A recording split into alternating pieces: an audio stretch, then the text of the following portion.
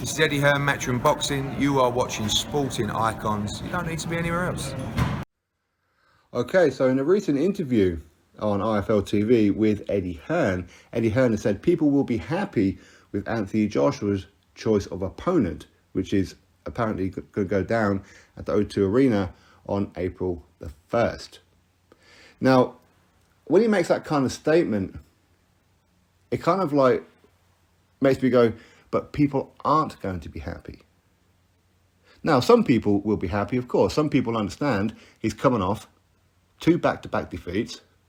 He's entitled to fight whoever he wants without criticism, okay? You have those people. Some people will look at Anthony Joshua's resume and go, he's done fantastic.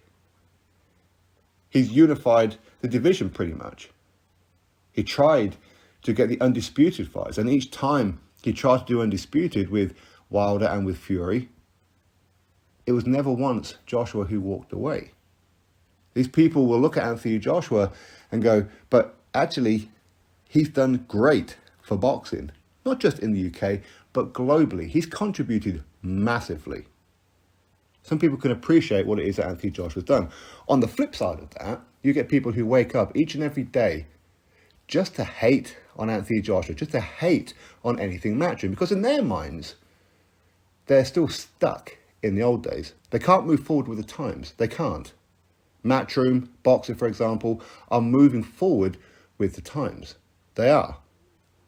So they're still stuck in the 80s, in the 90s, in the early 2000s. They can't move forward. They seem to think it's that they're hardcore boxing fans to hate on anything in Matchroom. Doesn't matter what Matchroom do, they're going to hate on it. It's going to be something negative about it. But in truth, they're not hardcore boxing fans, because a hardcore boxing fan will watch everything and just enjoy the boxing. That's a hardcore boxing fan. But they don't want to hear that. Doesn't matter who Anthony Joshua fights next. Doesn't matter. These same people will wake up and find a reason to criticize it. He could fight Dempsey McKean. Oh, well, who's Dempsey McKean? He could fight Filip Hrgović. Oh, well, Filip Hrgović, he should have lost his last fight to Zhizhang Zhang. He could fight Zhizhang Zhang. Well, yeah, but Filip Hrgović beat him. He could fight Deontay Wilder. Beat Deontay Wilder. Yeah, but it's Tyson Fury's leftovers. Tyson Fury destroyed him. He's a shadow of his former self. He could fight and beat Tyson Fury. Yeah, but Tyson Fury had an ingrown arse hair on that night.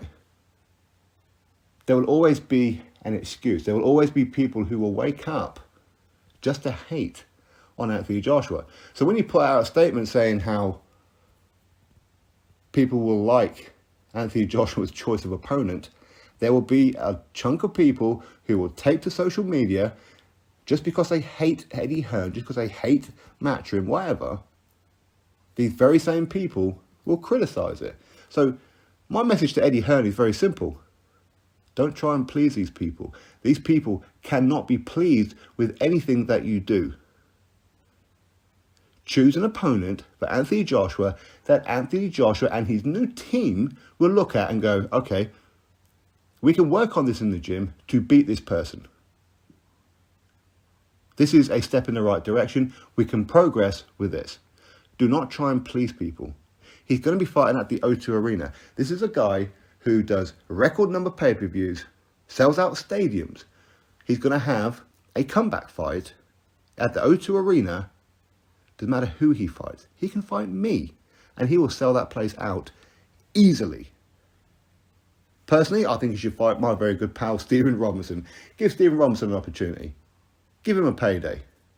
He sparred Anthony Joshua before. Why not? Why not? You see, because Anthony Joshua, he doesn't have sanctioning bodies telling him who he has to fight. He doesn't have to pay sanction fees and telling them when he's got to fight them and what split he has to give them, all that kind of stuff. He could fight anybody. Anybody. He can have a rematch with Kevin Johnson if he wants.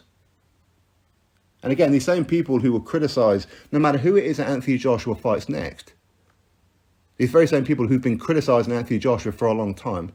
Why? Because they support either Tyson Fury or they support Deontay Wilder. Again, not everybody. Some people can appreciate it no matter what.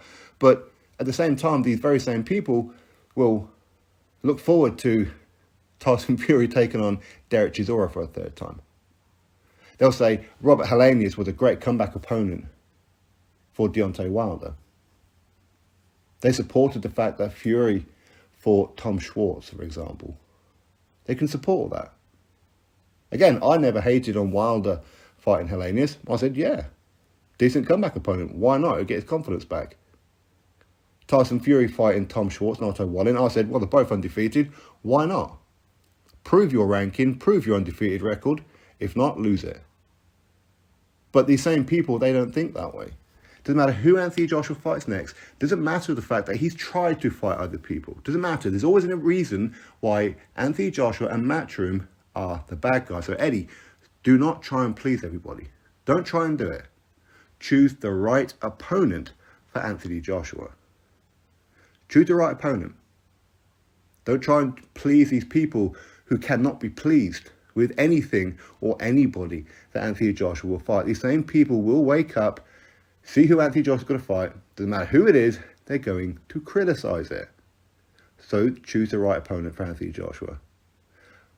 Please those who want to see Anthony Joshua fight, who want to see Anthony Joshua come back.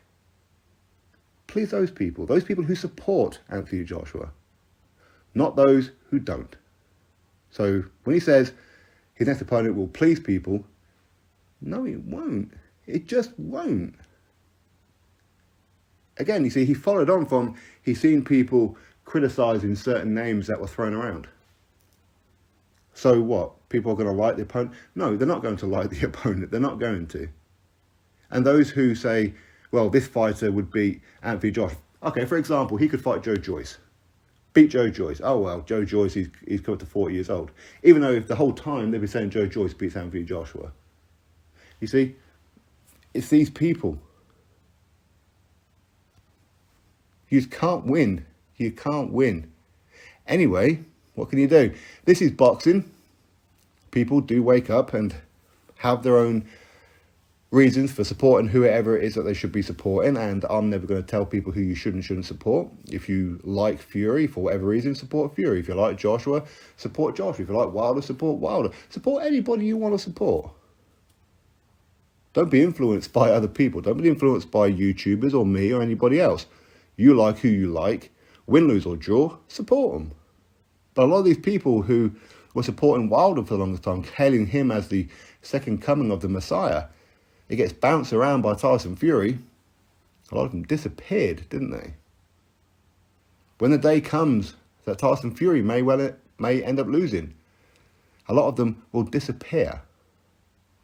They're here for the short term, not the long term of boxing. Drop your thoughts below. Click thumbs up, subscribe. Catch you next video.